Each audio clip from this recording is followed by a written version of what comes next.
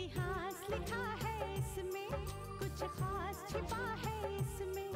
इतिहास लिखा है इसमें, कुछ खास छिपा है इसमें। मर्यादा है कोई वादा है, विश्वास रखा है इसमें। सात फेरों से मिला ये तो उपहार है, मेरा श्रृंगार है, मेरा श्रृंगार है, मेरा श्रृंगार है, मेरा श्रृंगार है। मंगलसूत्र, मंगलसूत्र, मंगलसूत्र, मंगलसूत्र, मंगलसूत्र, मंगलसूत्र, मंगलसूत्र।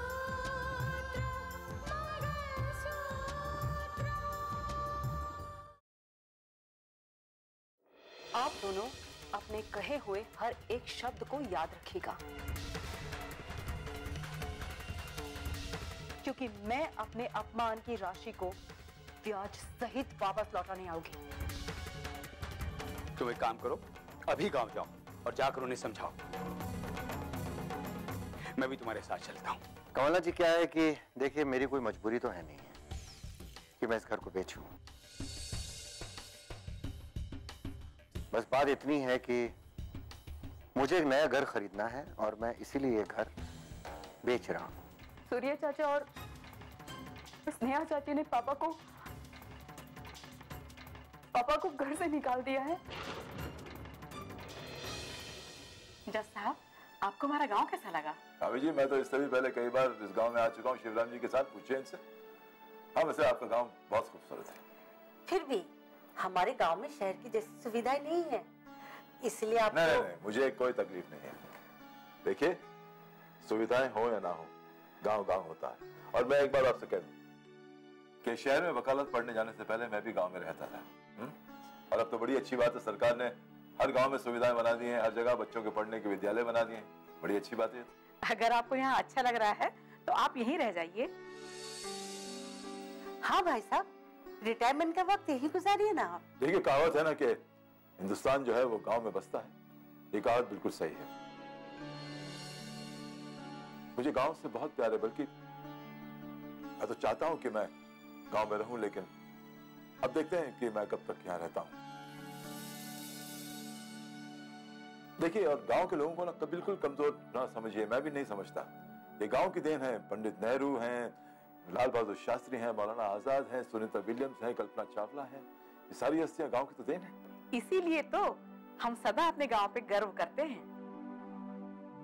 हाँ, बिल्कुल बिल्कुल, मुझे भी गांव पर और गांव वालों पर गर्व रहता है हमेशा। हाँ, यहाँ पेड़ों से मानवता की हवा चलती है।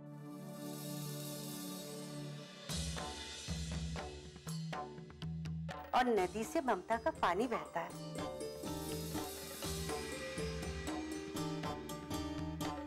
वैसे गांव की अपेक्षा शहर में इन सब खूबियों की कमी है। हाँ पापा।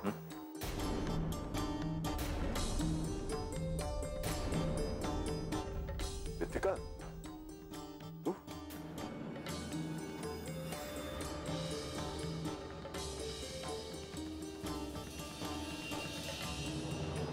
माना पापा, माना कि वहां के लोग स्वार्थी हैं, नफरत से भरे हुए हैं।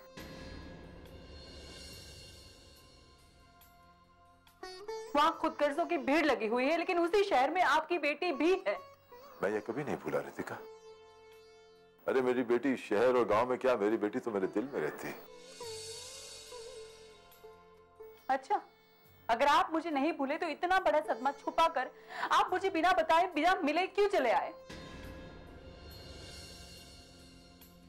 रितिका, मैं तुझे कैसे समझाऊं बेटा, जो कुछ भी हुआ ना, उस जगह मेरा दम घुटने लगा। मुझे लगा कि अगर मैं अपने घर में नहीं रह सकता तो मैं शहर में भी नहीं रह सकता, इसलिए गांव आ गया। इनके लिए आ गया, शिवराम जी के लिए आ गया। यहां आ गया इसलिए कि मुझे थोड़ी सी शांति मिले, सुकून मिले, एकांत मिले, बस, और कुछ नहीं। रितिका बेटी, जज साहब को हम यहाँ लेकर आए हैं। हाँ बेटा, हमने ही जिद की थी। आंटी मुझे आपसे शिकायत नहीं है, मुझे तो शिकायत अपने पापा से है। एक ही पल में मुझे पराया कर दिया।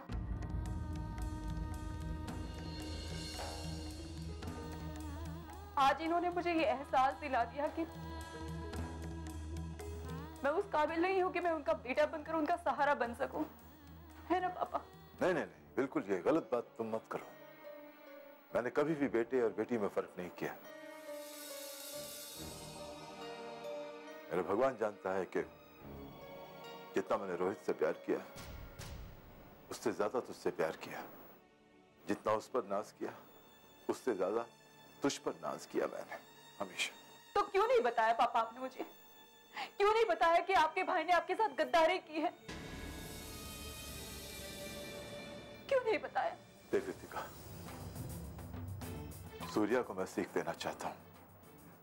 मैं चाहता हूं कि उसे अपनी गलती का एहसास हो।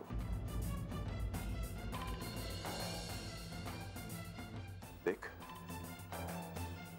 वो भी मेरी औलाद की तरह है, इसलिए मैं सब्र का कड़वा खून पीकर खामोश हो गया। लेकिन मैं खामोश नहीं रह सकती पापा।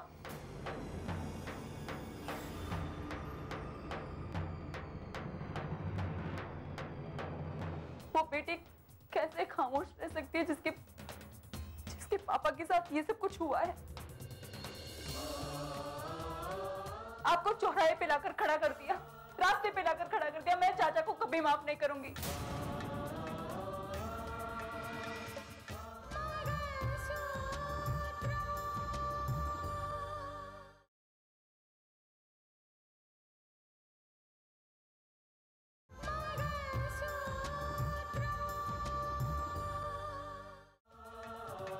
इनफैक्ट मुझे अपने पर शर्म आ रही है कि ऐसे वक्त पे मैं आपका सहारा नहीं बन पाई। ये किसने कह दिया तुझसे कि तू मेरा सहारा नहीं? तू तो मेरा बहुत बड़ा सहारा है। मेरे दिल से पूछ, मेरी आत्मा से पूछ तू कि कितना बड़ा सहारा है तू मेरा। बेटा, हम कोशिश करेंगे कि जज साहब को शहर की याद ना आए। लेकिन मुझे तो पापा की याद आएगी ना आंटी।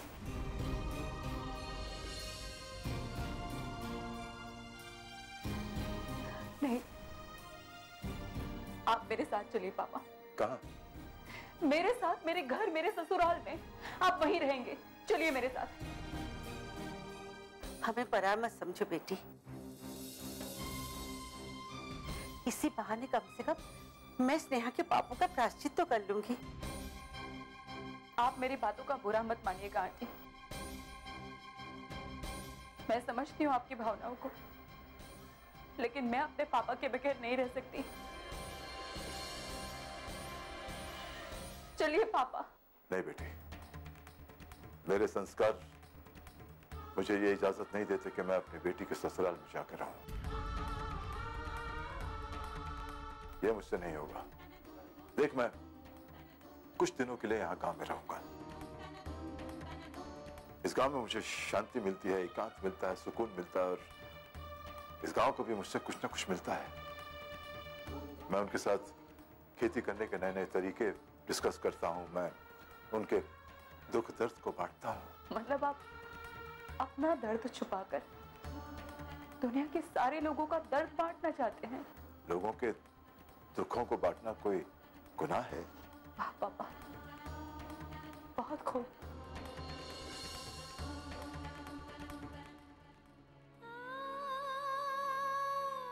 आज मुझे गर्व हो रहा है कि मैं आपकी बेटी हूं। ठीक है, अगर आप यही चाहते हैं कि आप थोड़े दिन यहां रुक जाए तो कोई बात नहीं, लेकिन मुझे मत रोकिएगा। देखो रितिका, तुम सूर्या से कुछ नहीं कहोगे, प्लीज। क्यों नहीं कहूं पापा, क्यों नहीं कहूं? आज आप मुझे कुछ नहीं कहेंगे और मैं आपकी कोई बात नहीं सुनूंगी। आपके साथ इतना बड़ा हादसा हो गया, बेईमानी की चाचा ने। आपने मुझे कुछ नहीं बताया, मैंने कुछ कहा आपसे? नहीं ना? आपने यहाँ आकर एक बेटे के होते हुए भी यहाँ आकर रहने का फैसला किया। मैंने कुछ कहा आपको? नहीं पापा, लेकिन आज नहीं, आज मैं आपकी कोई बात नहीं सुनूंगी।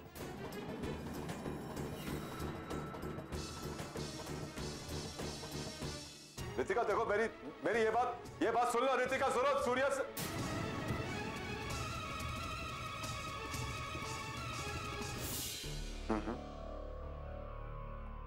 देखिए, प्रॉपर्टी बेचनी है, लेकिन इतनी अर्जेंसी नहीं है कि औने पौने दामों पे बेच दें। दिस इज प्राइम प्रॉपर्टी, आपको पता होगा। देखिए, मेरा एक ऑफर है, अगर आप ठीक ठीक रेट लेकर आते हैं तो आप शाम तक आ जाइए, वरना उसके बाद मैं अपना कमिटमेंट पूरा नहीं कर पाऊंगा। वो क्या है ना, मेरा एक उसूल है कि पहले आओ और पहले पाओ, समझे? हाँ, ओके।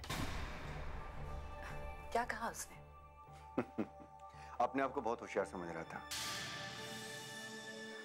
उल्टी सीधी कीमत लगा रहा था। देखना, मैंने शाम तक का टाइम दिया है, अभी दोपहर में भागा चला आएगा वो। वाह सूर्या, क्या बात है। कितनी कीमत लगाई है उसने? मेरी जान, हमारे जो घर है ना, ये महल नहीं है, ये ताजमहल है। प्राइम प्रॉपर्टी है ये, तुम देख लेना। इतना पैसा मिलेगा कि उसके नीचे दब के तुम्हारा दम घुट जाएगा। तुम मुझे मारना चाहते हो? घबराओ मत, मजाक कर रहा था। अगर मैं तुम्हें मार दूंगा तो हमारे घर में नन्हा पौधा कौन लगाएगा? हैं? स्नेहा, एक बार वक्त की राह पकड़ने दो, सब कुछ ठीक हो जाएगा।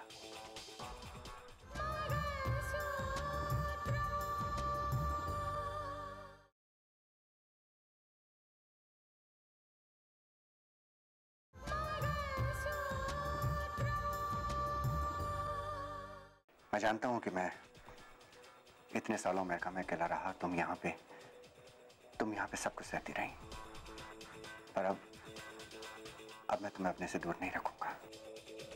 मैं जहां भी जाऊंगा तुम मेरे साथ रहोगी, मेरी संगनी बनकर, मेरी हमसफर। I promise. हम अपना एक अच्छा सा घर खरीद लेंगे, एक बहुत बड़ा सा घर। देखो ना सूर्या, हमारे होने वाले बच्चे की खबर भी हमें जेल में मिली। हम कितने बदनसीब हैं। हम इस मौके को एंजॉय भी नहीं कर पाए। करेंगे, सब करेंगे। मैंने तुमसे कहा ना, अभी वक्त की धारा बदलने दो, फिर तुम देखना, सब करेंगे। वो सब जो हम आपसे पहले कभी नहीं कर सके। तुम चिंता मत करो। उसी बिल्डर का फोन है, देखा? हेलो। अरे अभी खाना खाया और अभी चाय और बिस्किट। अब आप बस कीजिए ना, जब से आए हो तब से आप लोग मेरी सेवा में लगे हुए हैं। ऐसा मत कीजिए भाई साहब। नहीं, ये सच है, आप लोग मेरी वजह से परेशान रहते हैं। जज साहब, अतिथि देवो भव। हमारे देश में मेहमान को भगवान माना जाता है। देखिए, अगर आप मुझे मेहमान समझेंगी ना, तो शिवराम जी के आने से पहले ही मैं यहाँ से चला जाऊं। मैं मेहमान नहीं हूं, मैं आपके परिवार का एक हिस्सा हूं, एक सदस्य हूं। तो किसने कहा कि आप हमारे घर के मेहमान हैं? बाकी सदस्यों की तरह आप भी हमारे घर के अहम सदस्य हैं।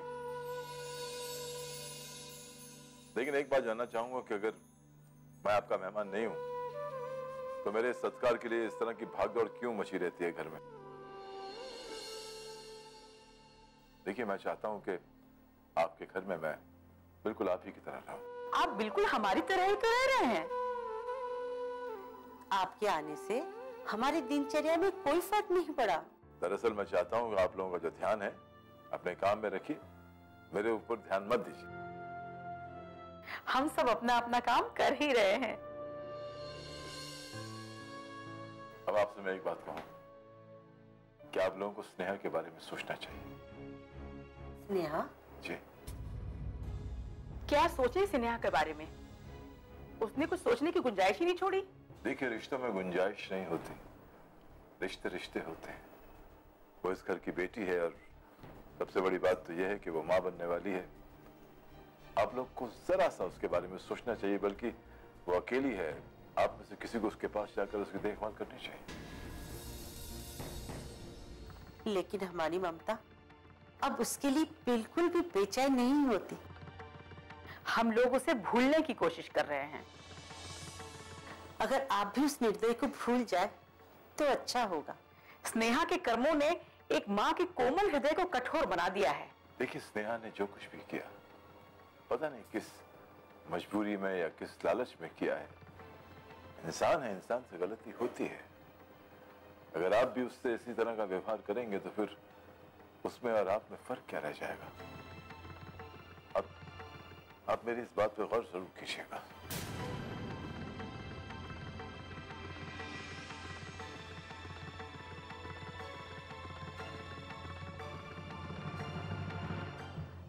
नहीं वकील साहब, मैंने और मेरे पापा ने हमेशा कानून पर विश्वास किया है, कानून की सेवा की है। तो अब उस इंसान को जो भी सबक सिखाना होगा ना, मैं कानून का सहारा लेकर ही सिखाऊंगी। समझ गए आप? ये आप क्या कह रहे हैं वकील साहब? मेरे पापा ने कहां गलती की?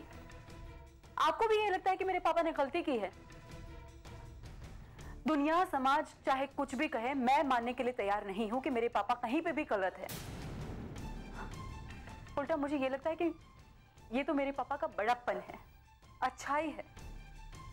जो उस इंसान ने इतना सब कुछ कर दिया, उसके बावजूद भी वो माफ करने के लिए तैयार हो गए। लेकिन मैं माफ नहीं करूंगी, मैं हरगिज माफ नहीं करूंगी मेरे चाचा को। उनको उनके किए की सजा जरूर दिलवाऊंगी और उनसे मेरे पापा की हर एक प्रॉपर्टी वापस लूंगी मैं। ठीक है। अरे हाँ, अगर इस केस से सिलसिले में आपको कोई भी प्रॉब्लम हो या कोई कंफ्यूजन हो तो आप मुझे इमीडिएटली फोन करिएगा। Okay, bye.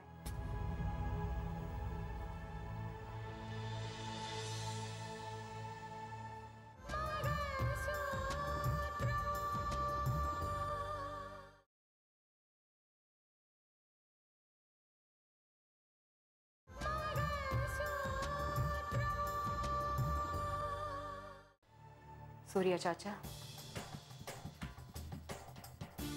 मेरा दिल इतना बड़ा नहीं है। हाँ, मैं अपने पापा की बेटी जरूर हूं, लेकिन मैं अपने पापा जैसे नहीं हूं कि आपको किसी भी कीमत पर माफ कर दूं। छोड़ूंगी नहीं मैं आपको। जितने भी दर्द आपने मेरे पापा को दिए हैं ना, उसका गिन गिन के आपसे बदला लूंगी। किसी भी कीमत पर नहीं छोड़ूंगी आपको। बस आप देखते जाइए। सरपंच जी, आपके गांव की पगडंडी बता रही है कि आपके गांव को विकास की सख्त जरूरत है। आप सही कह रहे हैं जज साहब, लेकिन विकास की हवा तो धीरे धीरे ही चलती है। तो गति बढ़ाइए ना विकास की हवा की। अरे बाहर के देशों में किसान जो है वो हेलीकॉप्टर छोटे छोटे जहाजों से बीज बोते हैं और आप लोग यहाँ पर बैलों के मोहताज हैं। गांव के सीधे साधे लोग शिक्षा के अभाव में विकास की रफ्तार पकड़ने में नाकाम रहते हैं। नाकाम जैसा कोई लफ्ज नहीं होता है। मुमकिन या नामुमकिन होता है और हर नामुमकिन काम मुमकिन हो सकता है। समझ गए आप?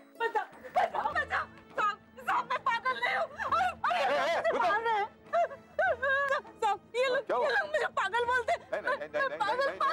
नहीं, तुम पागल नहीं हो, पागल नहीं हो। एक मिनट रुको। मारो इसे, मारो इस औरत को, गांव से बाहर कर दो। खबरदार से हाथ लगाया था। ये क्या तमाशा मचा रखा है भाई? काका, ये पागल औरत है, गांव के बच्चों को उठाकर ले जाती है। साहब, इसे आप हमारे हवाले कर दीजिए, हम इसे गांव से बाहर कर देंगे। ये कोई पागल वागल नहीं है। इसे तो तेज बुखार है और बुखार की वजह से इसका मानसिक संतुलन हिल गया है। खबरदार, जैसे किसी ने मारा था। चलो फेंको, मतलब फेंको। देखिए सुनिए, इसे किसी डॉक्टर के पास ले जाइए। आप ठीक करें जज साहब, मैं इसे तुरंत अस्पताल लेकर जाता हूँ। चलिए चलिए, आप सब लोग भी मेरे साथ चलिए। खबरदार, इसे हाथ लगाया तो। कमाल है, किस तरह का देश है हमारा। शरीर एक औरत पर इस तरह का जुल्म कब अकल आएगी, कब अकल आएगी लोगों को। आओ आओ, मुझे तुम्हें कुछ दिखाना है। ये देखो, हाँ